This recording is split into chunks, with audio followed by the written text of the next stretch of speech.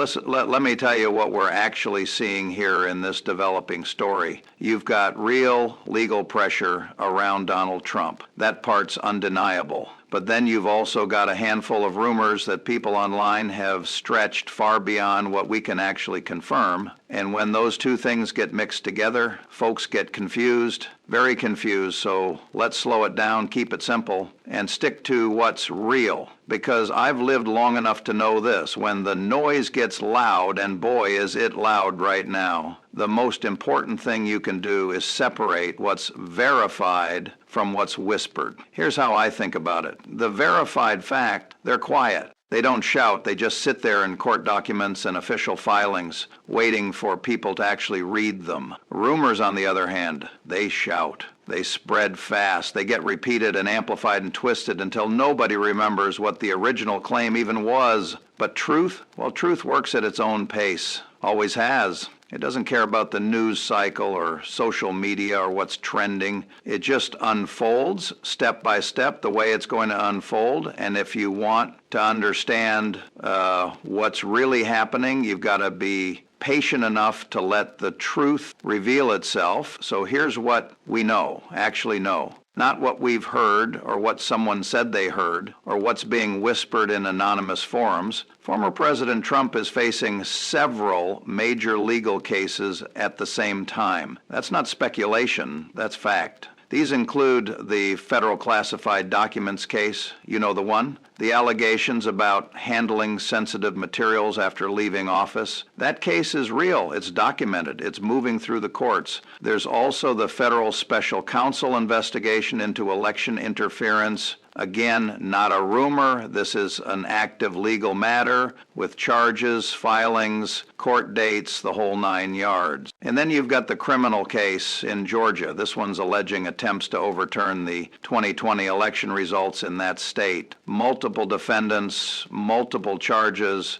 a complex RICO case that's been in the news for months. These are all public, documented, widely reported by major news outlets, not fringe websites or anonymous blogs, but established, credible news organizations. No debate there. These cases exist, they're real, they're ongoing. Now, we also know something else that's been confirmed, something important to understand. Legal experts, and I'm talking about constitutional scholars, former prosecutors, people who actually practice law for a living, they've repeatedly explained that spousal privilege is not absolute in the United States. A lot of people don't realize this. They think, well, you can't make a spouse testify against their husband or wife. That's just the rule. But it's more complicated than that. A spouse can be asked to testify in certain criminal matters. Not in all cases, mind you, but in certain situations, particularly when it comes to serious criminal allegations, the courts decide how far that privilege goes. That's not a rumor, that's settled law. It's been tested in courtrooms many times over the years. We have precedents, we have legal frameworks, we know how this works. Now, does that mean Melania Trump has testified? Does it mean she's been compelled to appear before a grand jury or answer questions under oath? Well, that's where we get into murkier territory, because those proceedings, if they happened, would likely be sealed. Grand jury testimony is confidential. We wouldn't necessarily know about it right away, or maybe at all, depending on how the legal process unfolds. And that's where the rumors start creeping in. You see, when there's uncertainty, when there are gaps in what the public knows, people fill those gaps with speculation, sometimes educated speculation, sometimes wild guessing. And on the internet, in our current media environment, those speculations spread like wildfire. Someone says, I heard that Melania might have been called to testify. Then someone else says, I heard she actually did testify. Then a third person says, I heard her testimony was devastating and it changes everything. And before you know it, you've got headlines screaming about leaked testimony and broken inner circles and game-changing revelations. But here's the thing. We don't actually know if any of that is true. Not yet, anyway. Could it be true? Sure, it's possible. The legal framework exists for it to happen. And in cases this serious, prosecutors often do try to compel testimony from people close to the defendant. But possible isn't the same as confirmed, and that's a crucial distinction. Now let's talk about what would happen if Melania Trump were called to testify, just hypothetically, because understanding the mechanics helps us think clearly about the situation. First, prosecutors would have to convince a judge that her testimony is necessary and that spousal privilege shouldn't apply. That's not automatic. They'd have to make an argument, present reasons, show why her testimony is important to the case. Second, even if she were compelled to testify, there would likely be limits on what she could be asked. Courts are careful about this stuff. They try to balance the need for evidence against privacy concerns and the special nature of marriage. Third, and this is important, grand jury proceedings are secret. If she testified before a grand jury, we wouldn't necessarily know about it. Witnesses are typically prohibited from discussing their testimony. Prosecutors can't talk about it. Even the defendant might not know the specifics unless and until it becomes relevant in open court. So all these claims about leaked testimony, well, they're immediately suspicious because real grand jury testimony doesn't usually leak. When it does, it's a serious violation that can lead to criminal charges for whoever did the leaking. What we're seeing instead, I think, is a lot of people connecting dots that may or may not be there. They know Trump is under legal pressure. That's real. They know spousal privilege isn't absolute. That's real too. They know Melania has been notably absent from some public events and has maintained a certain distance from the political fray, also observable and documented. So they put all that together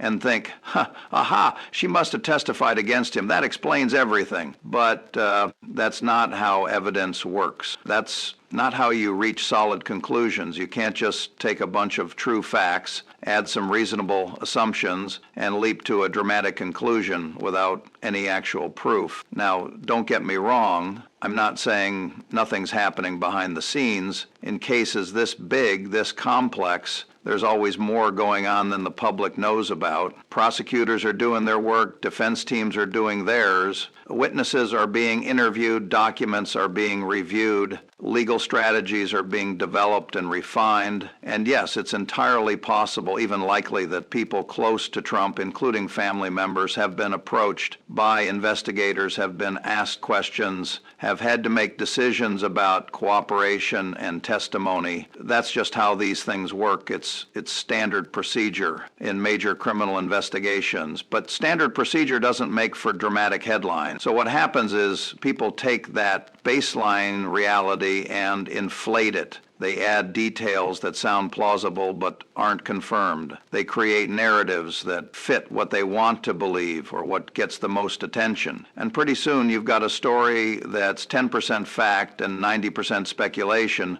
but it's being shared and discussed as if it's all verified truth. So what's the responsible way to think about all this? Well, here's my approach, and it's served me pretty well over the years. Start with what you know for certain. In this case, Trump faces serious legal cases. Spousal privilege has limits. The legal system is working through these cases methodically. Acknowledge what's possible but unconfirmed. Melania could have been asked to testify. Her testimony, if it exists, could be significant. These are reasonable possibilities, given what we know about how the legal system works. But don't confuse possibility with certainty. Don't treat rumors as facts just because they sound dramatic or because they fit a particular narrative you find compelling. And most importantly, be patient. The truth will come out. It always does, eventually. Maybe not on the timeline we'd prefer, maybe not in the dramatic fashion we've imagined, but the real facts will emerge through official channels, court filings, trial testimony, official statements from attorneys. When that happens, we'll know what's real and what was just noise. Until then, the wisest thing we can do is maintain a healthy skepticism about unverified claims, no matter how sensational they sound. Because in my experience, and I've been watching these kinds of situations unfold for a very long time, the most dramatic rumors are usually the least accurate. The real story is almost always more complicated, more nuanced, and less exciting than what people are claiming online. But it's also more important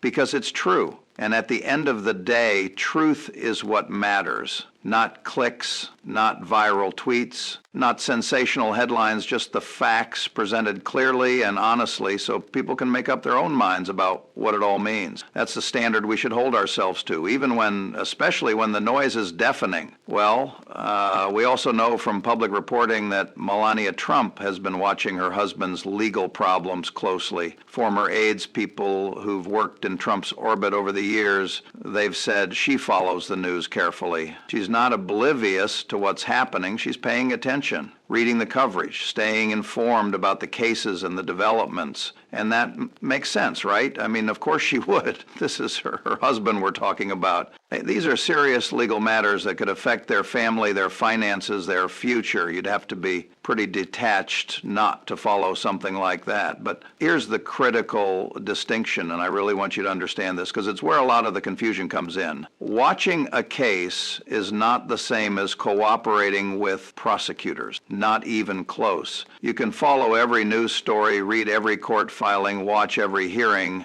and that doesn't mean you're involved in the case itself. It just means you're informed. It means you're aware of what's going on. Cooperation is something else entirely. Cooperation means talking to investigators, answering questions, providing documents, maybe testifying under oath. That's active involvement in the legal process. And that is where the rumors begin to sprint far ahead of the facts. Because here's what we actually know right now, as of this moment. There is no verified evidence that Melania Trump has been subpoenaed. There's no verified evidence that she has testified before a grand jury or in any other proceeding. There is no verified evidence that she has cooperated with federal investigators in any capacity. None of those claims, and they're all over the internet, they're in comment sections, they're being discussed on social media. None of them have been confirmed yet by a court document or a named government official. And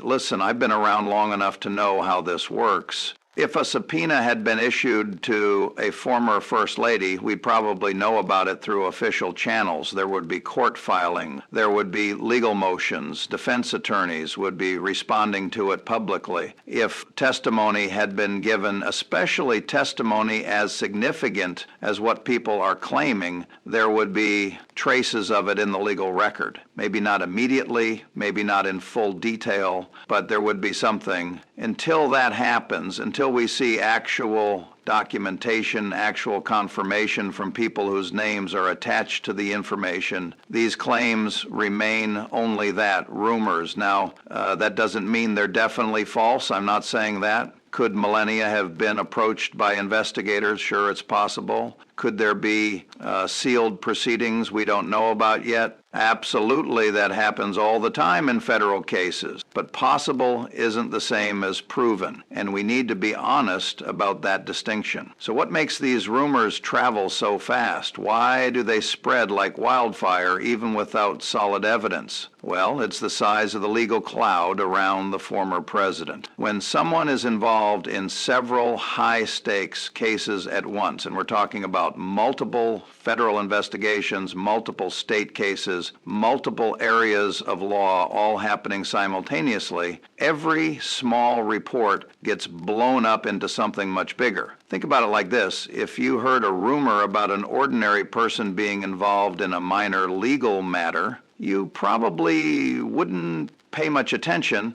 You might not even remember it an hour later. But when it's about someone at the center of multiple major legal battles, when it's someone the entire country is already watching closely, well, that same rumor takes on a life of its own. People share it. They speculate about what it means. They connect it to other rumors and other cases. And when it is a former president, someone who held the highest office in the land, someone who's still a major political figure, people jump straight to dramatic conclusions times. That's human nature. I've seen it happen over and over again in different contexts. Big name, big stakes, big assumptions. We fill in the blanks. We imagine the most dramatic scenarios. We assume the worst or the best, depending on our perspective. And we treat those assumptions as if they're facts, even when they're really just educated guesses at best.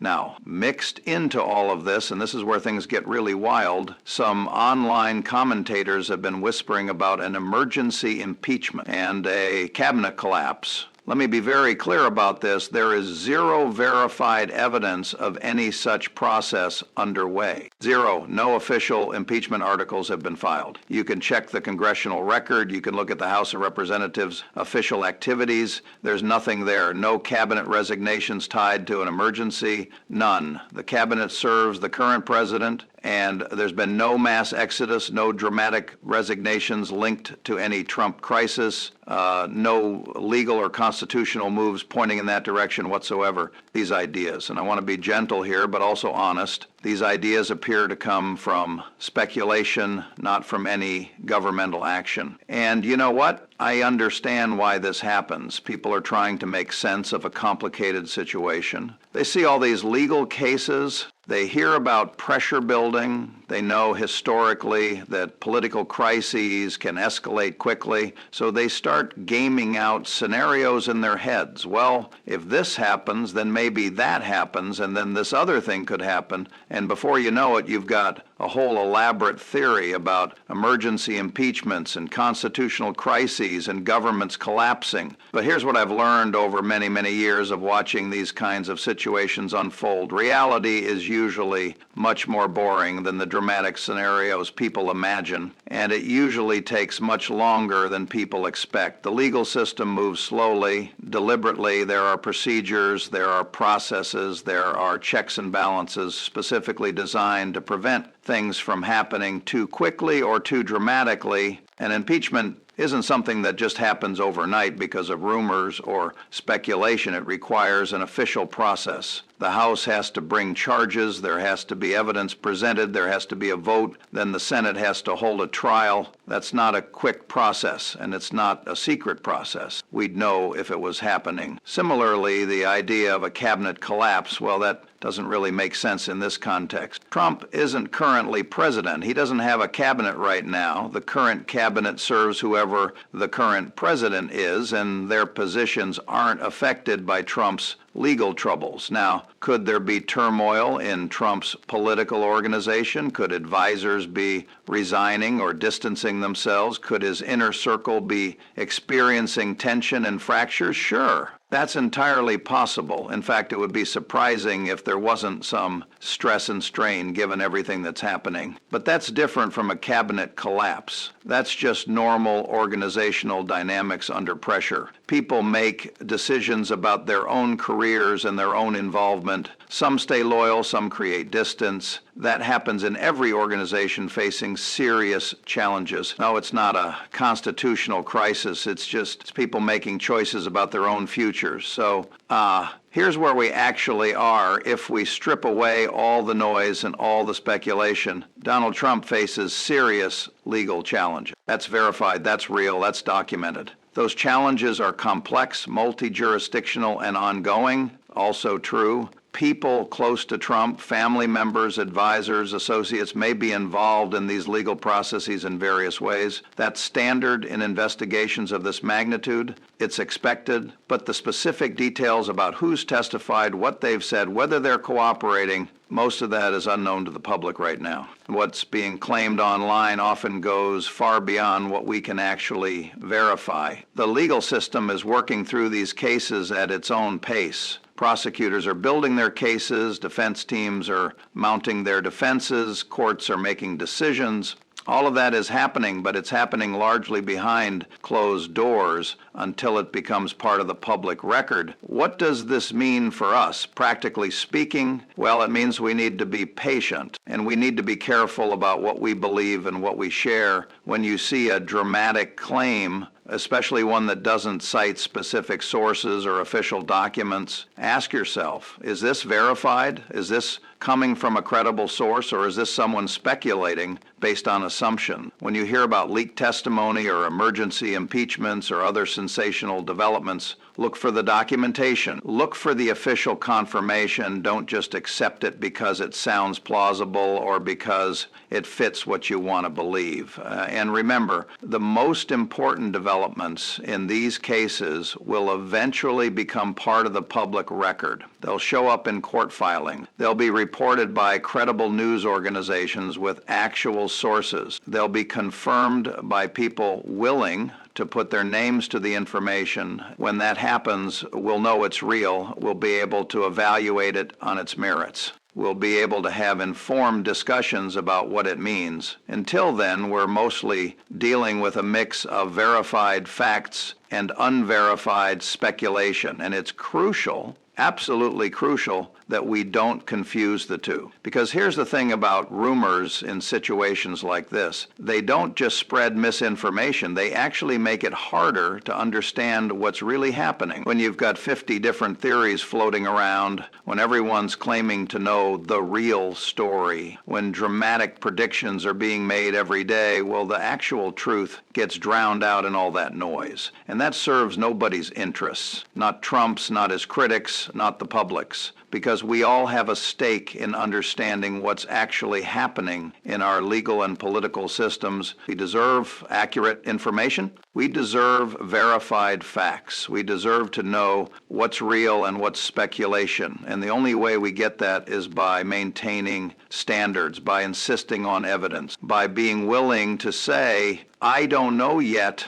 when we don't actually know. Now, I know that's not as exciting as the dramatic narratives people are spinning online. It's not as satisfying as having all the answers right now, but it's honest, accurate, and in the long run, it's the only approach that actually helps us understand what's happening. Because the truth, the real truth, not the rumors or the speculation or the wishful thinking, the truth is what matters. And it's worth waiting for, even when the wait is frustrating, even when the uncertainty is uncomfortable, even when everyone around us is claiming to know things they don't actually know. The truth works at its own pace, and eventually it reveals itself. Our job is to be patient enough and disciplined enough to wait for it. But even though those rumors are not yet verified, I understand why they appear. I really do. Because American history gives people plenty of examples to point to, real examples, historical precedents that are seared into our collective memory. We've had sitting officials face sudden legal or political shocks before. This isn't completely new territory for the country,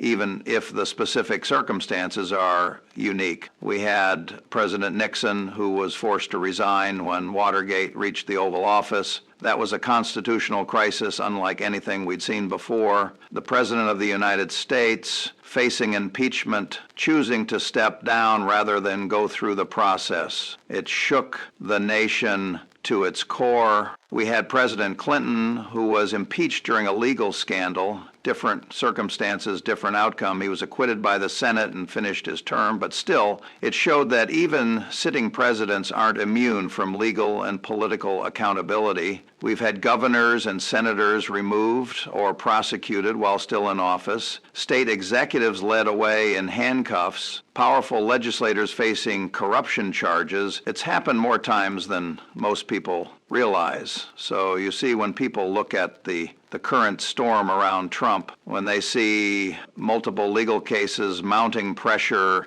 institutional scrutiny, they remember those past events. They remember how quickly things can unravel when legal and political crises collide. And they start imagining that something similar must be happening again. That's how fear works, by the way. And I don't mean that in a critical way. I mean it as an observation about human psychology. Fear fills in the blanks. When we don't have complete information, when there are gaps in what we know, uncertainties about what's happening behind closed doors, Our minds naturally try to complete the picture. We reach for familiar patterns. We remember past crises and assume the current one must follow a similar path. It's not irrational. It's just how we're wired. We look for patterns. We try to predict outcomes based on what we've seen before. But here's the truth, spoken plainly. The only confirmed events at this moment are the ongoing legal cases. Those are real. Those are documented. Those are moving through the courts with all the weight and seriousness they deserve. The rest, the dramatic theories about testimony and impeachments and collapses, that's speculation, not fact, and we need to be honest about that distinction, even when it's tempting to treat speculation as fact because it fits a narrative we find compelling. Now, having said all that, even without the rumors, the real situation is serious enough, is very serious actually, when a political figure faces several active investigations at the same time, not just one, but multiple cases in different jurisdictions covering different alleged violations. It takes attention, time, energy, and focus away from everything else. Think about what that means practically. Every morning, you're getting briefings from legal teams. Every afternoon, you're reviewing documents and strategy. Every evening, you're preparing responses to new developments. And that's before you even get to the public-facing part, the statements, the messaging, the political consequences. Legal fights are expensive, not just financially, though they certainly are that. I'm talking about tens of millions of dollars in legal fees across multiple cases. That's money that could be going to campaigns, to operations, to other priorities. Instead, it's going to attorneys. But it's also expensive in other ways. They demand lawyers, not just one or two, but teams of specialists, constitutional experts, trial attorneys, appeals specialists, people who understand federal procedure, state procedure, the nuances of each different jurisdiction. They demand preparation, endless preparation, reading thousands of pages of documents, preparing witnesses, anticipating the prosecution strategy and developing counter strategies. They demand constant public response because in high-profile cases, you're not just fighting in the courtroom, you're fighting in the court of public opinion, too.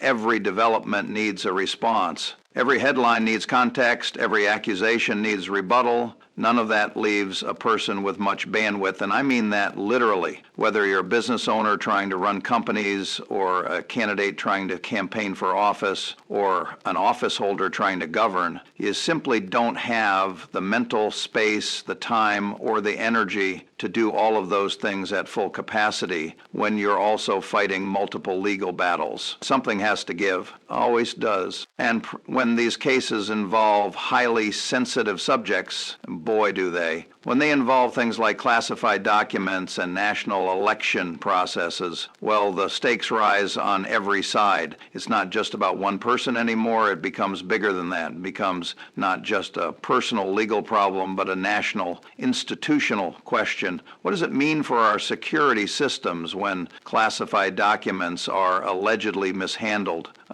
It's how do we protect sensitive information? What protocols need to be strengthened? What does it mean for our electoral systems when there are allegations of interference or attempts to overturn results? How do we ensure confidence in elections? How do we protect the integrity of democratic processes? These aren't abstract questions. They're fundamental issues about how our institutions function and how they maintain legitimacy. Courts get involved at every level. Federal courts, state courts, appellate courts, judges making decisions that could set precedents for decades to come. Congress pays attention. Oversight committees, investigations, hearings, both parties watching closely to see how it affects their political calculations. Agencies tighten procedures. The Justice Department, the National Archives, state election boards. Everyone's reassessing protocols, making sure there are safeguards in place for the future. allies and partners watch closely. And I'm not just talking about political allies. I'm talking about international partners, foreign governments, intelligence agencies around the world. They're all watching to see how the United States handles this because it affects their confidence in American institutions. Everything becomes heavier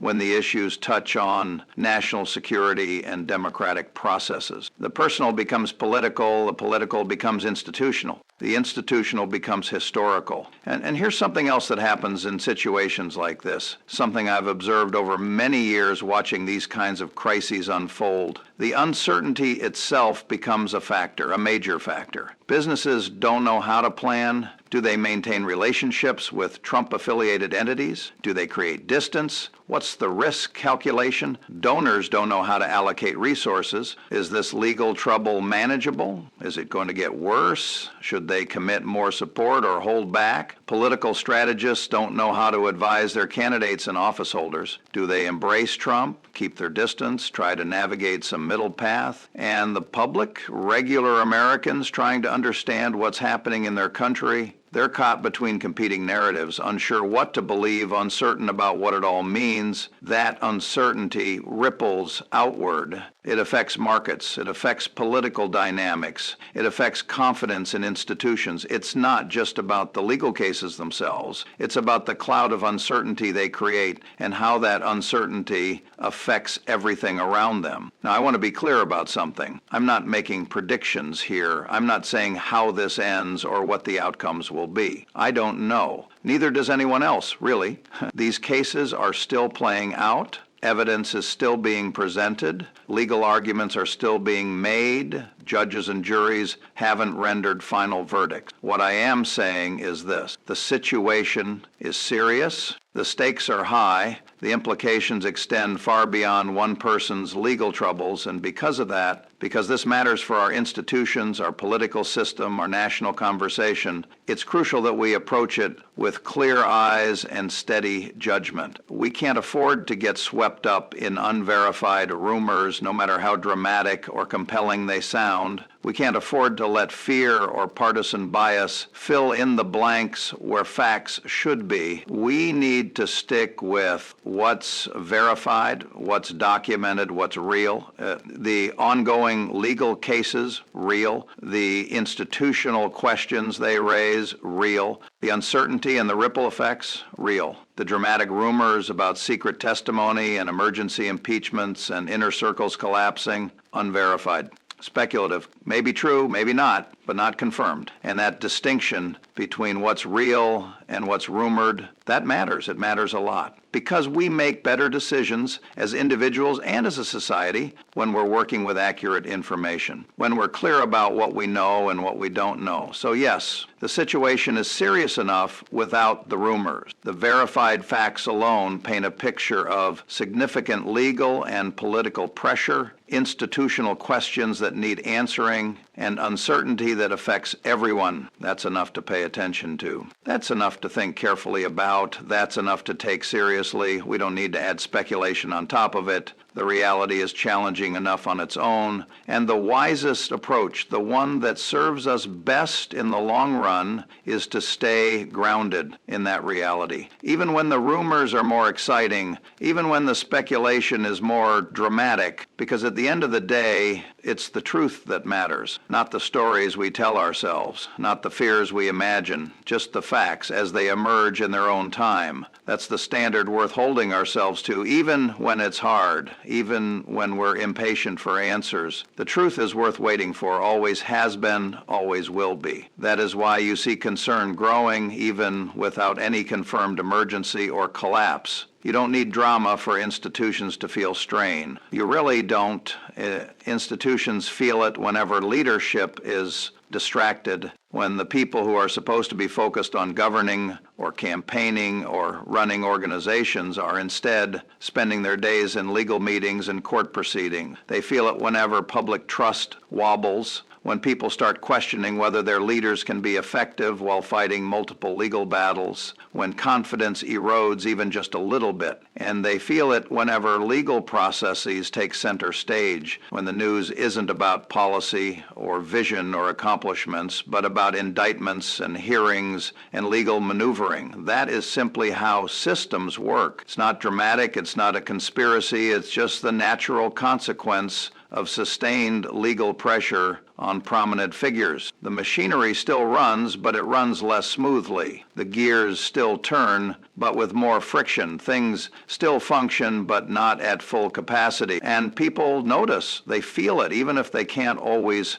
articulate exactly what's different. Now let me bring this back to you, the viewer at home, because that's who really matters here. You're the one trying to make sense of all this. You're the one sorting through headlines and social media posts and conflicting narratives, trying to figure out what's actually happening. And here's the thing. You don't need legal jargon to understand this. You don't need a law degree or a background in constitutional procedure. You don't need political spin from either side trying to convince you that everything is either a complete witch hunt or an unprecedented crisis. You just need the simplest version of the truth. So here it is, plain and simple. A former president is facing multiple verified criminal and civil cases. That's fact number one. Not speculation, not rumor, documented fact. The cases exist. They're proceeding through the courts. There are charges, there are lawyers, there are hearings scheduled. His spouse, Melania, could legally be compelled to testify in theory because spousal privilege has limits. That's fact number two.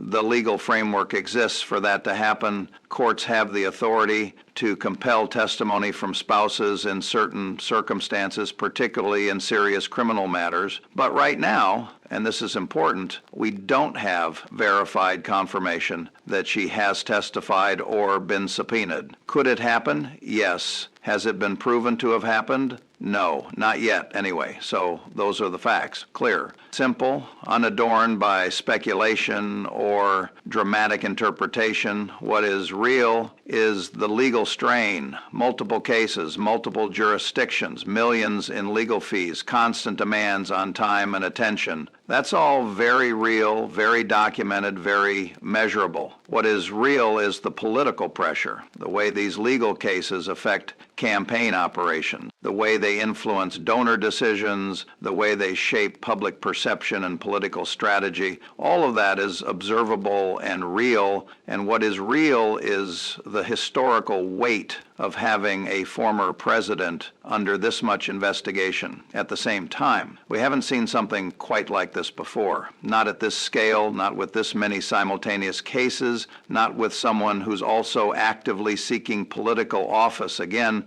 that's unprecedented, and unprecedented situations create their own kind of pressure, their own kind of uncertainty. Those are the realities. Those are the things we can verify and discuss honestly without resorting to speculation or drama. And here is something history does teach us, something worth paying attention to. When legal pressure piles up around a major public figure, the system slows down, tightens up, and takes caution. That happened with Nixon. The Watergate investigation wasn't resolved overnight. It took years. Testimony, evidence gathering, court battles, congressional hearings, a slow grinding process that eventually led to resignation, but only after a long period of investigation and institutional response. It happened with Clinton. The investigations that led to his impeachment didn't happen in a few weeks. They built over time. Legal proceedings, testimony, political maneuvering, and ultimately a Senate trial that resulted in acquittal. But the whole process took years to unfold fully. It has happened with governors, senators, and cabinet officials who face serious legal scrutiny. The process becomes the story, not just the outcome, but the process itself, the investigations, the hearings, the legal arguments, the institutional responses, and that process takes time, it demands attention, it creates uncertainty while it's ongoing. So what should you do with all of this? Well, here's my advice, and it's pretty straightforward. Stay calm. I know that's easier said than done, especially when the headlines are screaming and everyone on social media has a hot take, but panic doesn't help. Drama doesn't clarify. Anxiety doesn't make you better informed. Calm allows you to think clearly, to evaluate information carefully, to distinguish between what's verified and what's speculation. Stick to verified facts. When you see a claim, ask yourself, is this documented? Is this coming from a credible source? Is this something I can verify through official channels? If the answer is yes, then factor it into your understanding. If the answer is no, then treat it as unconfirmed speculation, no matter how compelling it sounds. Do not let rumors write the narrative for you. This is crucial because rumors are easy, they're exciting, they spread fast, they give us the illusion of knowing more than we actually know. But they're often wrong, or partially wrong, or true in a limited way that gets exaggerated beyond recognition. You deserve better than that. You deserve to have your understanding based on facts, not on what someone claimed they heard from someone who supposedly knows someone. Remember, legal cases move slowly. It's frustrating, I know. We live in a world of instant information, instant reactions, instant gratification. We want answers now. But the legal system doesn't work that way. It can't work that way, not if it's going to be fair and thorough and get things right. There are procedures, there are timelines, there are appeals and motions and discovery processes. All of it takes time. Courts speak clearly when the time comes. They issue rulings, they publish opinions, they make their decisions part of the public record, and when they do, we'll know. We'll have clarity, we'll have official, verified information to work with. Until then, we're mostly watching the process unfold, and that requires patience, and institutions, even when strained, tend to correct themselves. This is something I've observed over many, many years. Our institutions aren't perfect. They're run by humans, and humans make mistakes. They can be slow, they can be frustrating, they can seem dysfunctional at times, but they have a remarkable ability to self-correct over time. Checks and balances kick in, accountability mechanisms engage. The system may bend, but is designed not to break. That doesn't mean everything always works out perfectly. It doesn't, but it does mean that the institutional frameworks we have, the courts, the constitutional processes, the oversight mechanisms, they're more resilient than they sometimes appear in moments of crisis. Here's something else worth remembering, something I've found to be true time and time again. The truth rarely shouts.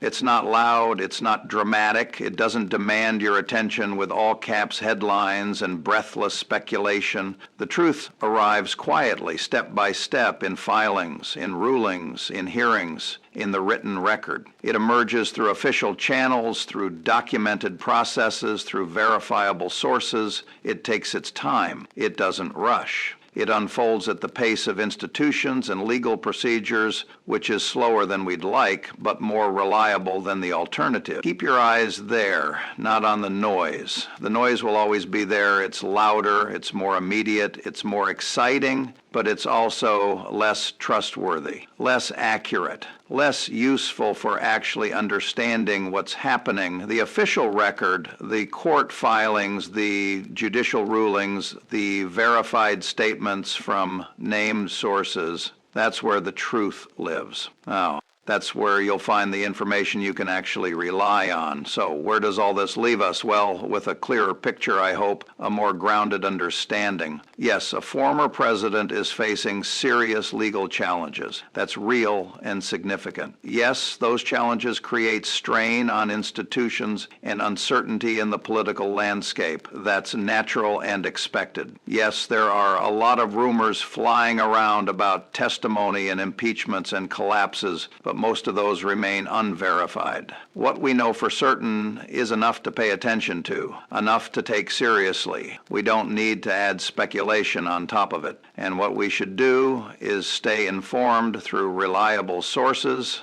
remain patient as the legal processes unfold, and resist the temptation to treat rumors as facts just because they're dramatic or because they fit what we want to believe. That's the approach that serves us best as individuals trying to understand our world, as citizens trying to participate meaningfully in our democracy, as people who care about truth and accuracy and making good decisions based on solid information. It's not as exciting as some of the alternatives, I'll grant you that, but it's honest, it's grounded, and in the long run, it's the only approach that actually helps us understand what's really happening, because the truth matters more than the drama, more than the speculation, more than the noise. The truth matters, and it's worth waiting for. Listen, I appreciate you taking the time to work through all of this with me. I know it's not simple. I know the situation is complex and the information landscape is confusing. But if you found this helpful, if it gave you some clarity, some framework for thinking about what's happening, well, I'd be grateful if you'd like and subscribe. Helps me reach more people who are trying to make sense of things, who want honest analysis without the spin, who value facts over speculation. And I'll keep doing my best to bring you that kind of content, clear, honest, grounded in what we can actually verify. See you in the next one, and until then, stay informed, stay calm, and stick with the facts.